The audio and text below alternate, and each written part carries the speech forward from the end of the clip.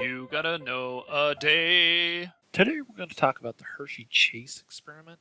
And no, I'm not talking about what chocoholics do when the candy truck rolls by. I'm talking about this experiment here, which showed that DNA is inherited, not proteins. And I'm going to show you the experiment they did in a little bit more detail. They used T2 bacteriophages. These are a type of virus that actually infects bacteria. They infected E. coli. And what they did is they took proteins that were labeled with radioactive sulfur 35, and they put that in the virus. And then I allowed it to infect the bacteria, um, and they blended it all up, and then they looked at where it was, and they found out, okay, the radioactivity is in the supernatant, basically the watery part that is not the cells. All right, doesn't seem like it's getting into the cells. So then they did nucleic acids, where they labeled phosphorus, which is in nucleic acids, not proteins. Put it in the virus. It infects the cells. They put it in the blender, spin it down.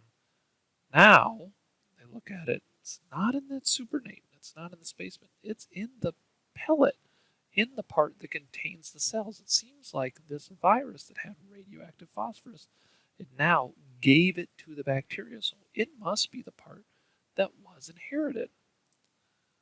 This, coupled with the Avery, Mackley, and McCarty experiment, really gave us that DNA was what is getting inherited. They didn't know it at the time. A little bit of background on that.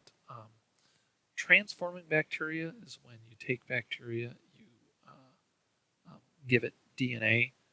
We know now, and then it turns into something else. It's actually really helpful.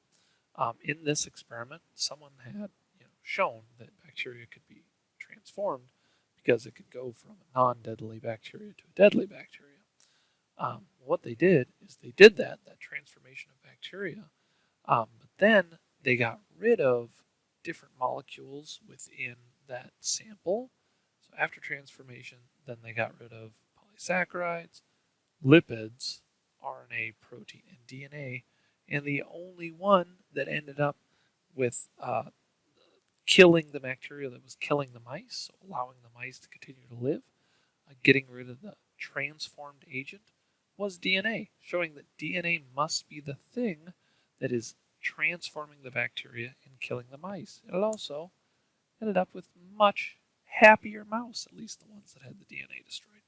So that was the Hershey Chase experiment. It's the one where Hershey and Chase